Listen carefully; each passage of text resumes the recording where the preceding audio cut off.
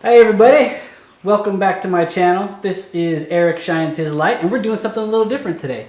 I am interviewing the man, the legend, the myth, Kyle Jacobs from Brother Jacobs Jams. How's it going? Good, man. Good. How you doing? Good, doing good. We are related somehow. Distantly. We might be brothers. Yeah, maybe. Okay, we're totally brothers. You're still going to pay me though, right? Yes. Every penny this video makes is going to you, dude. That's why I'm doing it. It's the only reason. All for this. I have a shirt on. This happens to be a shirt that I really like because not only is it from my favorite band in the Latter-day Saint community, but also the message, heed not. And I've been pushing this on my videos, and you are the man behind this shirt. Yeah. So, maybe you could tell my audience, why this, why the band, what got you into it, and why are you even making songs, like you do? Yeah. Well, it's funny because sometimes it's a curse. But no, ultimately it's a blessing. Really, music itself has been such a huge faith promoter for me. I love reading the scriptures. I love learning about the doctrine, and that is all good.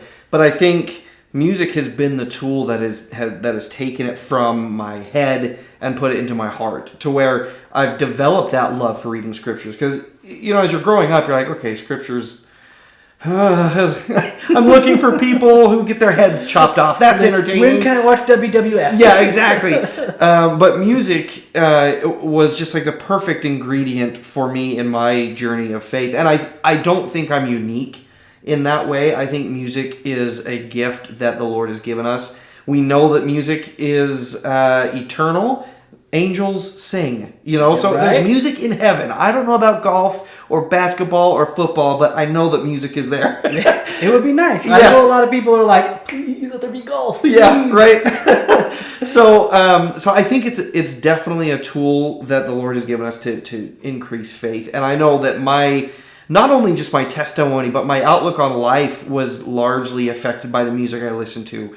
I was blessed to have been introduced by you in a lot of cases to music that had a good positive outlook on things, and our parents grew us up on good positive music, and so not that I don't ever get down or blue or anything like that, but yes, you do. Typically,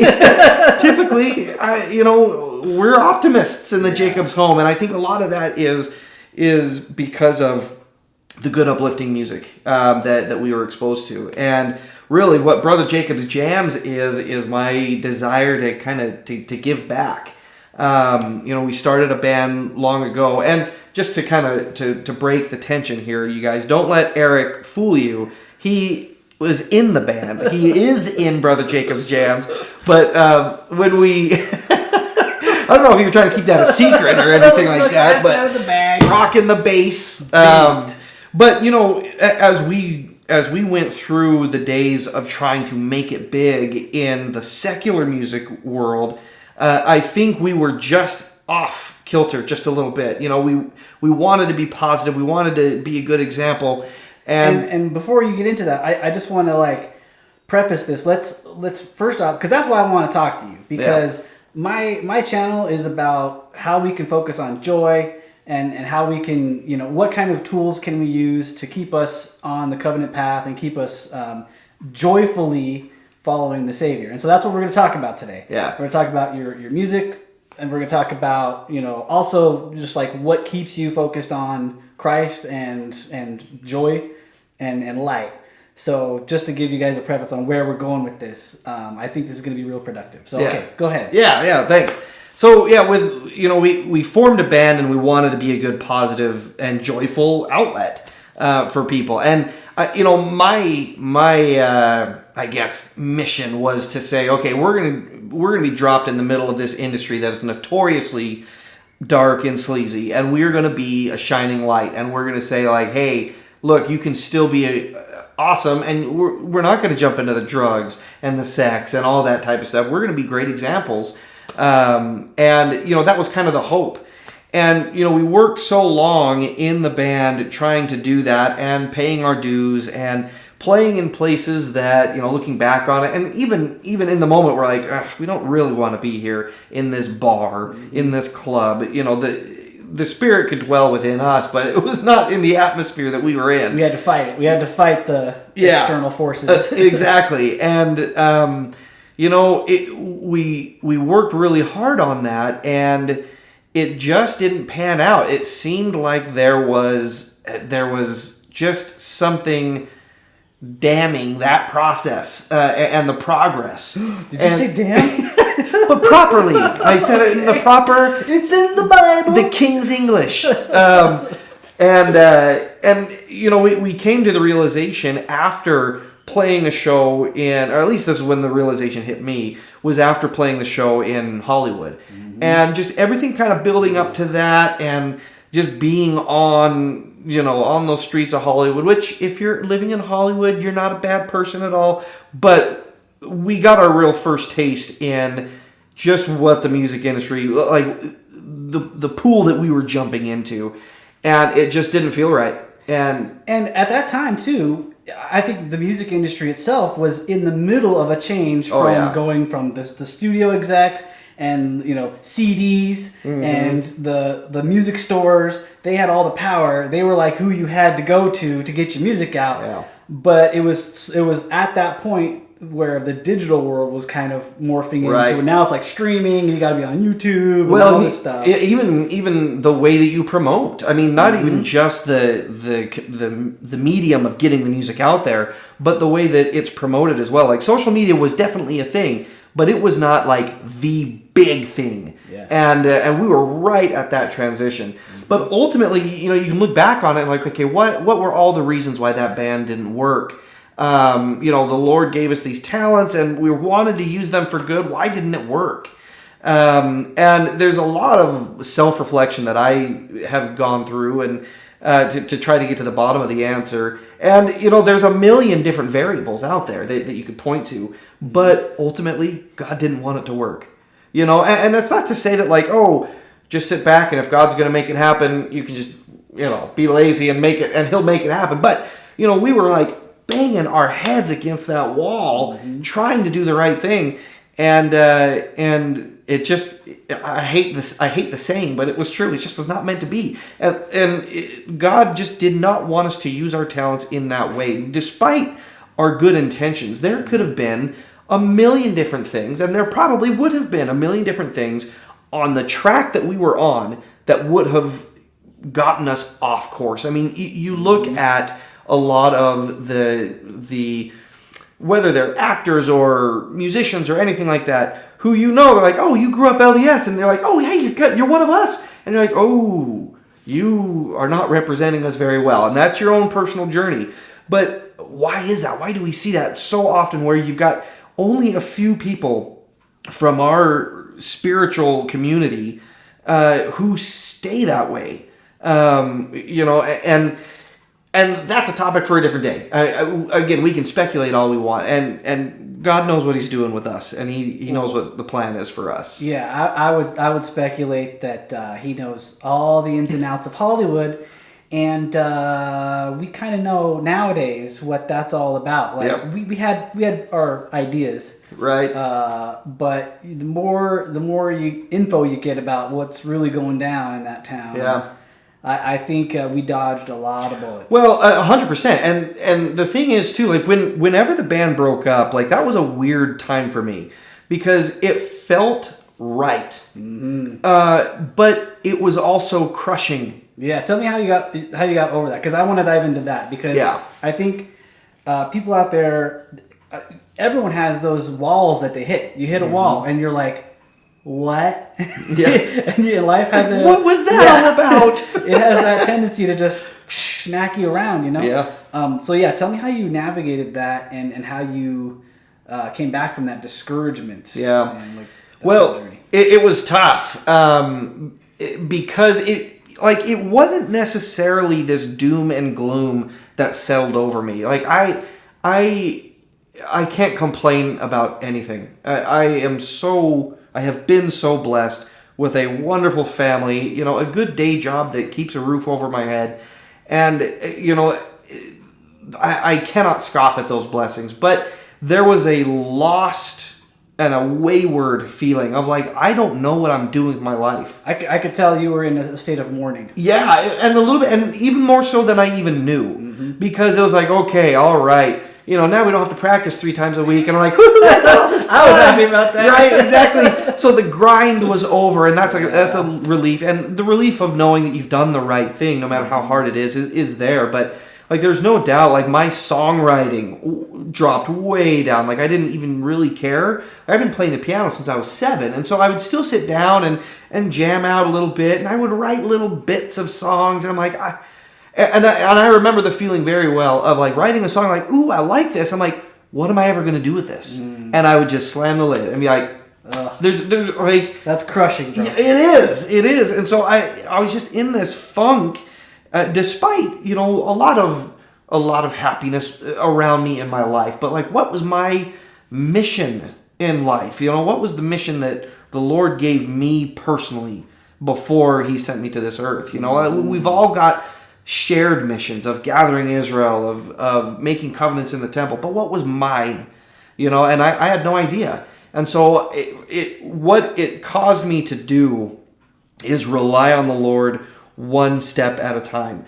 Instead of like, since I was the age of 12, I was like, here's how life is going to go. Yeah. And it went that way. Like, it was going. And then I was like, but the band didn't make it. That was like the biggest thing on my list, And so now it's just like, okay, what is the next step I need to take? And so it got that mindset got me into the Pathway program, and where I finished my college degree, which I'm super proud of and excited about. But like all those things, I was a little bit in a lost funk, and there was then something changed and something happened where I had an opportunity to write a song, but it was extremely unique in the fact that it was written for a purpose. And that purpose was, there was a big giant youth conference that we were doing for the summer. It's not necessarily a conference. It was called Moroni's Quest. And it's where the youth, they reenact scenes from the Book of Mormon and just really try to get themselves in there to be like, hey,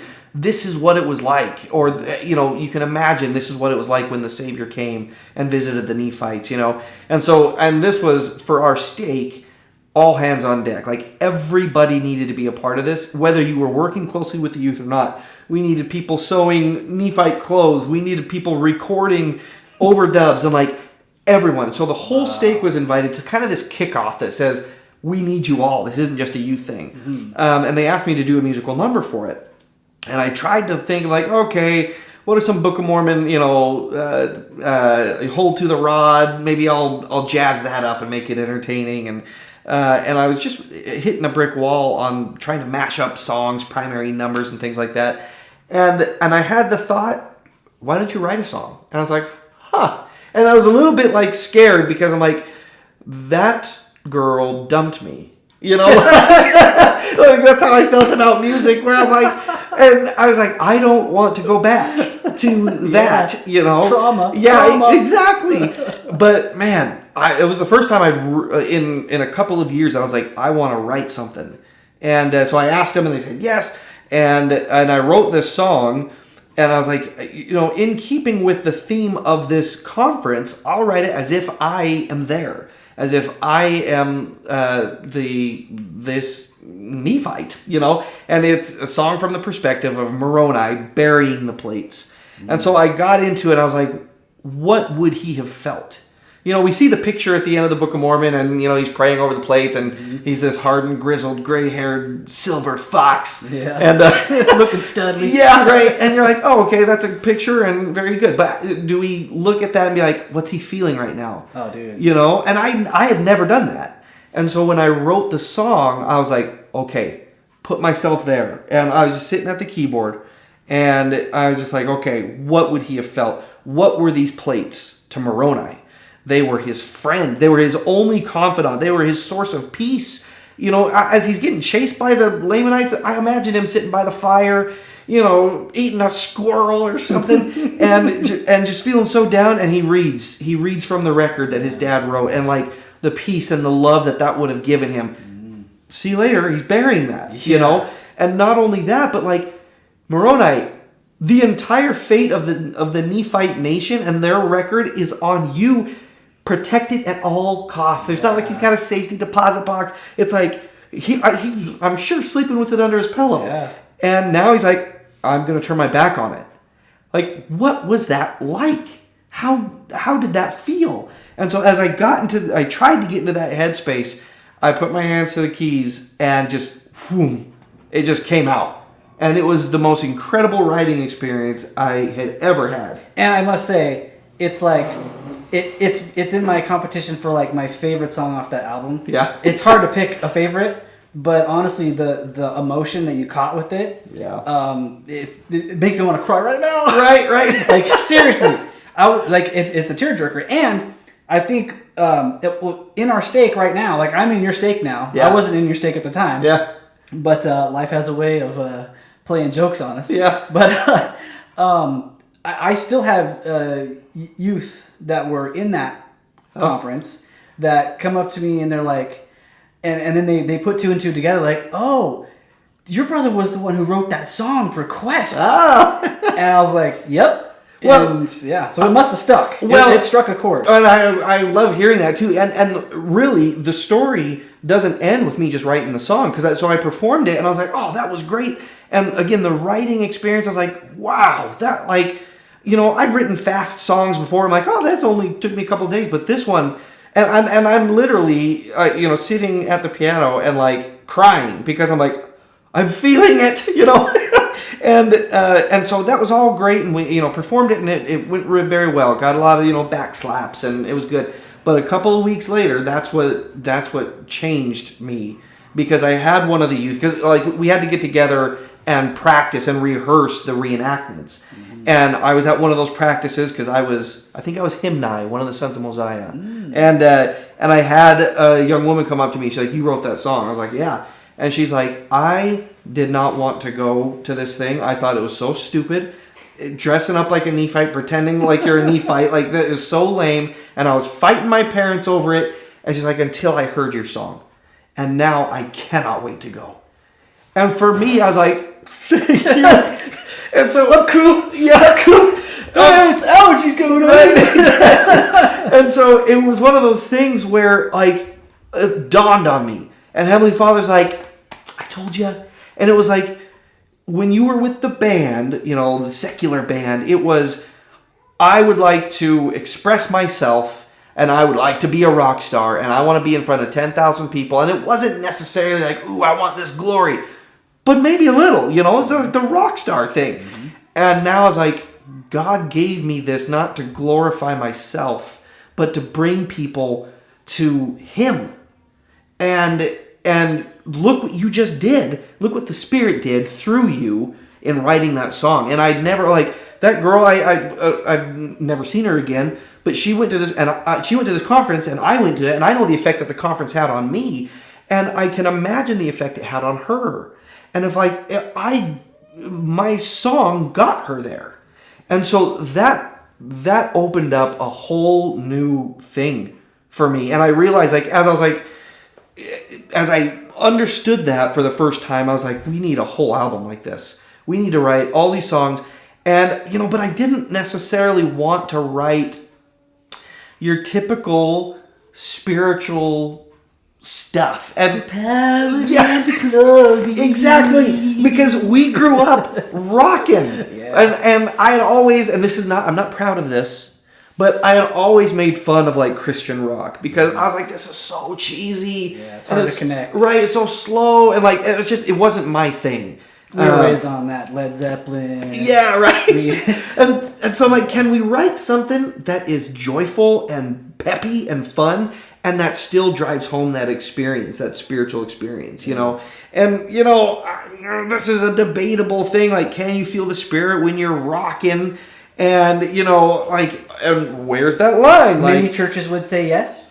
Correct, but if you're doing like a Metallica or a death metal type of thing, does that still apply? The Christian death metal genre is one of the funniest genres out there. And so I don't know where that line is, but all I know is that I wrote this album, and it's all from the perspective of Book of Mormon heroes. So I wanted to get, I got inside the head, or I think, of Moroni. I was like, all right, let's go inside the hearts and the minds of other people in the Book of Mormon.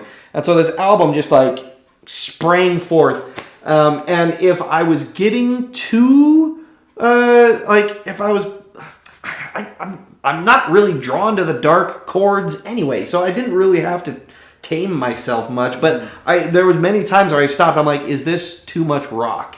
Is this too exciting? And I felt very clearly, no. You've got a unique voice. I'm not talking about my vocal cords, but you've got a unique style that is joyful and uplifting, that will hit a chord with people who are like you, who are growing up and not necessarily wanting to listen to the Tabernacle Choir on their way to school. Yeah. Tabernacle Choir is awesome. They're great. But there's a time and place. Monday morning, I'm like, okay, I'm facing my senior year of high school. I have energy, and I want music that matches that. Yeah. And so I trust that the Lord will stop me if he's like, okay, you're sounding too much like System of a Down right now. The spirit can't be there for this, And I don't know where that line is. I won't even try to figure that out. But I trust that the Lord will stop me if I get too close to that. I'm sure he will. And so that kind of brings me to another question I had was, how. Well, first off, an observation. Most people don't find their purpose until they're like 40-ish. Yeah. Maybe 45. And then they're finally like, oh, this is what I got to do, So I feel like you caught it early. Because you're like 24 right now. Yeah. I'm telling you, you said 40-ish. I'm like, September is right around the corner.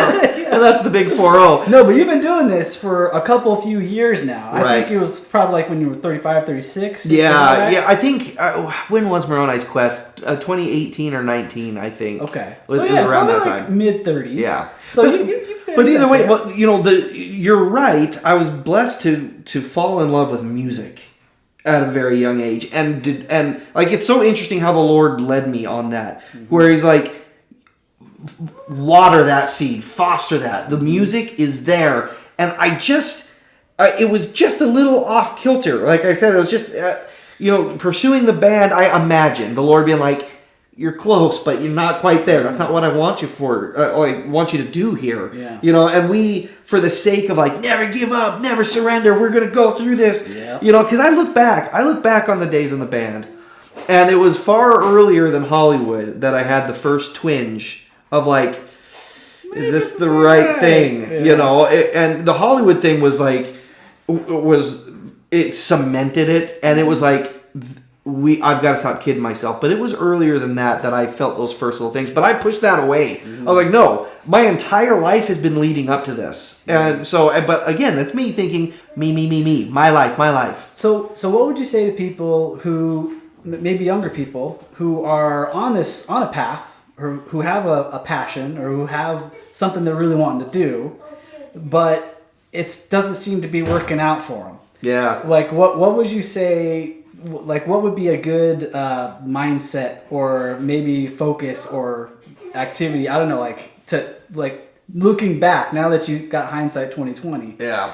What advice would you give to someone who's like that and they feel like they're banging their heads against the wall? That's a good question. The first thing is it never stops. Because I feel very confident in the path that the Lord has set me on.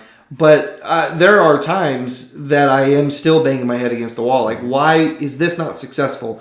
Why did this not land? Why did that not land? And so that's there. Yeah. And I would think that you could talk to a lot of super successful artists and musicians and dream followers and say yeah, I still feel that.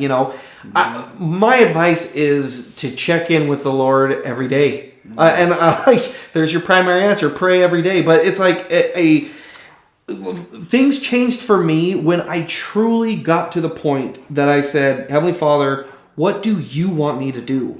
Like, here's what I want, but what do you want? You know? Yeah. And you need to have that touch base with him all the time, because there is a reason. There's a reason why you have those dreams and those desires in your heart. And talents. And talents, right?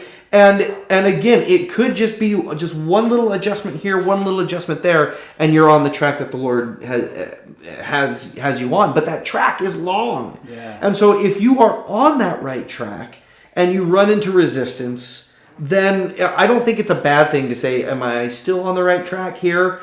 And he'll say, yeah, it's hard. Life is hard. And I'm not just going to gift you all this stuff, you know, like the juice has to be worth the squeeze, and you got to squeeze, you know? And so he wants, I think he wants that effort, and he wants to know that we mean business. And it's like, I will do your will no matter how hard this is. And so, you know, constantly touching base with him, but also not, it's also understanding the way that the Lord has communicated to you and what he's given to you, you know, because for me, the Spirit whispers to me within music, and I feel that. I'm like, that's not an accident. And the Lord works through us in our own thoughts and in our own hearts. And so if we're worthy, and if our intentions are to do what the will of the Lord is, then you don't have to be ashamed of the fact, like, yeah, I'd like to do this. Like, maybe he's pushing you there. Now, what those details are, like, how is this supposed to happen? He's still letting me figure all that out. And there are times that I'm stuck, absolutely stuck. And he's not just going to lift that boulder and be like, oh, great, but he helps you push it, you know? So it's a constant grind. I don't think it's ever going to be easy. But if you've got that daily touch point with the Lord, and if it needs to be like a monthly, like a fast about like, is this still the right thing? Then do it, you know? And I really love, I think it was Elder Renlund's talk. I can't remember, in a very, very recent conference, where he talks about like, hey, if your circumstances haven't changed, then the answer hasn't changed. You know, like don't keep asking the Lord again and again, hey, am I supposed to do this? Am I supposed to do this? And like withholding your heart and your mind from that task, because the answer has not changed. You know, but I do like to say, okay, I am in the thick of this, and just touch base, like, hey, I'm still doing the right thing, right? And he consistently answers me, despite those days where I'm like, I'm done with this. This is so hard. So if I was to sum it up, what you just said, I'd say have a never give up attitude, but also have the attitude of being humble and willing to change what needs to be changed. And most importantly, on top of that, and overriding all of that, is to be able to hear him, hear the voice of the Lord, right? Yep. That screams Russell and Nelson. Yeah, right. And talk to the prophet. He'll tell you all about it. Like it's totally true. I think the other thing about that is, you know, the Lord is going to, he is going to help you. But the definition of success could be different for him than it is for me. Yeah. You know, humility, right? Right. And that's a hard thing to come by, because for me, I hope that my music can lead to a career in music. I want to be able to pay the bills with music. Yeah. That is like my dream. But I know that God's will is, it may be that, but I know that his will is that the music affects someone in a positive way that brings them closer to him. And if my desire for a career is higher than his desire, or like if I place that priority above what he wants me to do with this, then I've lost sight of it. And so there are a lot of, like, I say humiliating and not like embarrassing, but like there are times where I'm like, you know what, this song that I released didn't get as many streams as I wanted, but you know what, I have my nieces rocking out to this and saying and giving full on family home evening lessons based off of this song. And I'm like, the Lord's will was accomplished there. Yeah. Now, I didn't earn a penny off of that song. And so... The pennies in heaven. Well, right, there you go. And so it's better than Tears in Heaven. That's right. Which is a great song, by the way. Shout out to Eric Clapton. Right, exactly. So there are many times that I have to say, okay, God's will happened here. That's success. Yeah. And what do you find when you do that? Like, so when you do humiliate yourself on a daily basis, as opposed to me humiliating you as your older brother, which is my job, which you're paid handsomely for, in heaven or the other place. Right. Well, that's a whole other discussion. Yeah. There's not one other place. Right. Anyways, when you do humble yourself, what do you find happens? I mean, can you see a pattern? Yeah, it's fulfillment and it's the desire to keep going. You know, like in my day job, I've come to a lot of terms with my day job because growing up with a dream of like riches and fame, when you're working at a bank, you're like, I am so far under my potential. Like, and that's been such a hard thing to swallow. Somebody took my stapler. Yeah, exactly. But I've come to a kind of some terms with that to say, you know, I've got to wake up tomorrow and go to work, and it's not the end of the world because you know what? There was fulfillment somewhere else. Like I don't necessarily feel fulfilled working at a bank, and during that period of time where I didn't have the music, and you know when the band had ended and before Brother Jacob's Jam started, there felt like zero fulfillment professionally. Yeah. And now I'm like, okay, and I envied people who worked in the trades, who built, who fixed, who, you know, turned the lights on. They're electricians. And like, oh, and I even looked into that because I'm like, I want to be able to step back and say, I accomplished something. Even if it wasn't for me, even if it was for a client, I accomplished something and I can see that. And at a bank, you can't do that. You know, like I got to check. And so understanding that success, you know, and hearing again about my nieces doing family home evening nights based off of a song I wrote, I'm like, it's almost like I've never felt that before. This fulfillment, you know, and I got to go to work tomorrow, but I feel okay about that because something else there is paying the spiritual bills. Yeah. I don't know that analogy even and works. You're not dead yet. Yeah, right. So you ain't dead yet. There you go. That's a profound way to think, and it's very difficult for people to actually do. Yeah. Oh, and it's hard to maintain. If I am on and I wake up and I've had enough sleep and I get fed, then I can find that a little bit better. But there are days where the natural man takes over, and I don't want to say takes over, but is more dominant. You're hangry. Yeah, and it's tired. Just right. And you know, and it's one of those things where I'm like, if I'm feeling in that mode, I've got to try to reconnect with heaven, with my scriptures, or like go to the temple or something like that, so I can kind of get back on that track. Yeah, and so that gets me thinking too. Like, you got a lot going on. Yeah. You got your bank job, which takes a lot of time. You got the music, which I'm sure is not a paltry amount of time. No. And energy. Yeah. You're on the High Council. You are. Is it Sunday school president? Yeah. Plus, you got kids, a wife that you also want to spend time with. You love them. So how do you? Here's what I found. Oh, Siri! Whoa! She's been recording us. You see? Yeah. You see? The conspiracies are true, man. It's a conspiracy. So how do you balance that? Or maybe there's no such thing as balance. Yeah, I'll tell you what, I love, there was a clip from Elder Bednar who talked about trying to find balance, and he's like, it doesn't exist. Yeah. And I'm like, well, what the heck you mean it doesn't exist? Everyone says we're supposed to have balance. Yeah, and it's true. What I have to do, to me, it's not about balance, it's about prioritization. Mm-hmm. And there are times that if I allow myself, I could wake up every day and think about nothing but how to make the music and how to get the music into the lives of people. Mm-hmm. Like if I let myself go there, I could do that. And that is not what the Lord would have me do.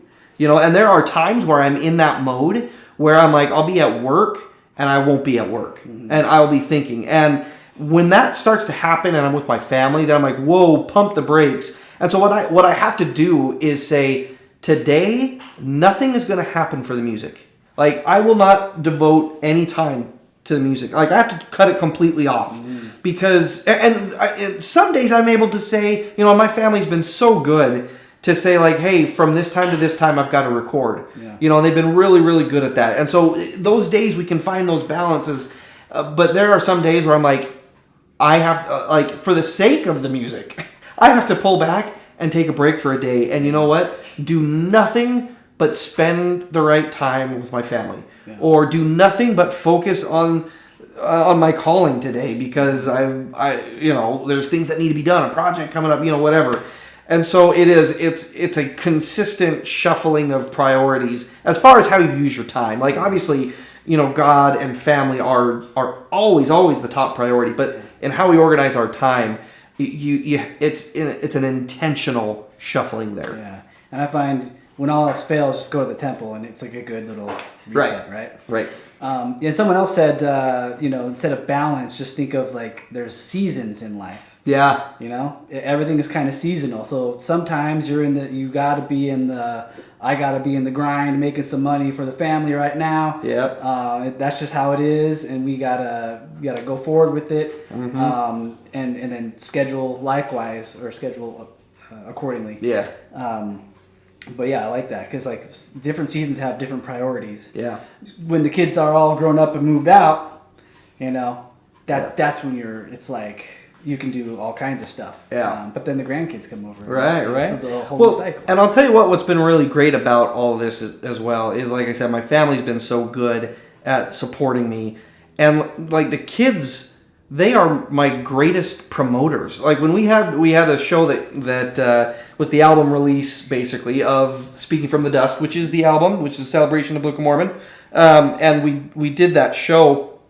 My daughter handed out flyers, like, more flyers than anybody. And it was one Saturday morning where my wife was working, and my two kiddos, I took them to pass out flyers with me. So it was a really neat, like, two birds with one stone type of thing, where I'm like, hey, I'm with my kids, and they're having a neat experience. The family in on it. Yeah, and so they've been so good at that. But it would be a total failure if, like, oh yeah, the music went crazy and went really good, and I wake up and I'm like, oh, my kids are gone now. And they're married, or they're on their missions, and I've missed it. Yeah. And so it is a constant struggle, and a constant, like, again, the word intentional is so key. Yeah. And don't get discouraged about the season of life you're in, because it's like you got things to focus on right now, and the kids are in the house. It's all about raising them, providing for them, inspiring them, teaching them. Well, and that's the true joy. Like, bringing it back to the purpose of what we're doing here, about the joy and the energy of the gospel. My wife and I went to a show at the Phoenix Symphony a couple of weeks back, and they got a few jazz musicians. It was like a tribute to Mardi Gras, and so it was like, oh, this would be fun, and it was really, really fun. And these jazz players were so old. Like, they were old, and but so good. Like, for me, I literally teared up just looking at the professionalism is not the right word, but the maestro. Like, they were so good. I was like, people who are pros like this, they play their instrument so well, and it's so pure, and I'm like, they're masters. They truly are masters, and so you get teared up in that. But I had the thought, I was like, man, and he was talking about the piano player who had played with Ray Charles and played with Count Basie, and, like, all these guys, and he was incredible, and the dude's in his 70s. I'm like, where are his grandkids? And I don't know. I hope he has the greatest home life ever, and it's like, oh, this is just a little tour that he went on, and Grandpa's gone for 3-4 weeks. No big deal. But it got me thinking. I was like, there are like old classic rock bands who are still touring. They're in their 70s and 80s, and you're like, what was your family life like? Do you not have anyone like your family is your music. And I think it'd be an easy thing for that to happen. Yeah. Like you get so obsessed, and so a lot of times I see like, oh, you're so successful, and a little bit of envy creeps in, and then you're like, well, let's think about this. It goes back to what you said. We dodged a bullet, and and if we don't end up making millions of dollars with music, that's okay. Yeah, that's totally fine because as nice as it would be, I would love to do that, but. I've got a happy family. Yeah. And that's where the joy is. And it brings you right back to say, follow what the Lord tells you to do and you'll be fine. Yeah. You'll have the joy. You'll have dark times and sadness. You can't have joy without those, right? Well, exactly. And so it's the minute you start to abandon him and put your priorities above his, and if you go down that road too far, man, it's you can always come back, but like if you get to that point where you're numb to those whisperings of the Spirit and you're like, wow, okay, here I am 75 years old and we're in the town of Phoenix today, we're going to be in Vegas tomorrow and all year round, just on the road. I was like, man, as I was looking at these guys, I was like, is that what your life is? Yeah, and it's like a good indicator, a good yardstick, rule of thumb would be, at the end of the day, what are people going to say at your funeral? Right. I think of that a lot. Like, what are people going to say at my funeral? And what do people say about people at funerals anyways? It's never about how much money they made. Right. It's never about how successful they were in their career. It's more of who did they help? Right. What did they do to add to their family? And like, what were their contributions as far as their love, their service? It's always about that stuff. It's never about the, And I've got a sinking suspicion that as we watch our funerals, we will be asked those same questions. And like hard. Right? I hope it will be one of those times where it's like you can, that is pure fantasy here. So this is not doctrine. But like if you can like see your funeral and see people giving heartfelt tributes about like how you treated them and how you were always there, how you were the best minister to them that they'd ever had. I would think that you could turn back around and there would be joy in heaven for you as well. Like you did so good. Yeah, those are the dudes I look up to. The guys that I've gone to their funerals, and there was like people that were just telling stories that would just amaze you. Yeah. And you never knew it about them. Yep. So. And if you think that there are funerals where it's not all roses, if you don't think that those funerals exist, they do. Yeah. I have a story that I will not get into, but I was officiating, I was presiding at a funeral, and I was like, oh my. Does anyone want to say anything? It was not rosy. So yeah, it's not always like, oh, he's such a great guy. Like sometimes like, you were not a good mom. You're like, oh my gosh. Whoa. Like that was the most awkward thing I'd ever been through. What do you say to that? Okay, brothers and sisters. I literally got up and just talked. I talked about the atonement, and I'm like, get us the heck out of here. People were walking out. It was quite the experience. Man, yeah, you don't want to have one of those. Yeah, I don't want that funeral. Yeah. I would like a better one than that, please. Well, nice. Well, I think that's a good thing to end on. Let's end on the funeral. Yeah, let's do it. So the album is Speaking from the Dust, a musical celebration of the Book of Mormon. It is on Spotify, iTunes, anywhere you download music. Brother Jacob's Jams. Brother Jacob's Jams. If you go to brotherjacobsjams.com, you'll see new music's coming out probably every other month or so. I wrote a book about my experience with this album as well. Oh, man. We're gonna have to do another interview because that book is legit. It's awesome. What's the book called? Connecting to Courage. Connecting to Courage. And that's on Amazon? It is. So it's on Amazon or brotherjacobsjams.com. Yeah, seriously, you guys need to get that book and get the album because you will be inspired. If you get it and you read it and you listen to it and you're not inspired, well, I'll give you your money back. Pending some litigation or something. Read the fine print. Get that fine print. Yeah, right. Exactly. Yep. All right. Well, I appreciate you taking the time, dude. Thanks for having me. Yeah, anytime, and we'll we'll do this again. All right, sounds good. All right, thanks everybody for watching.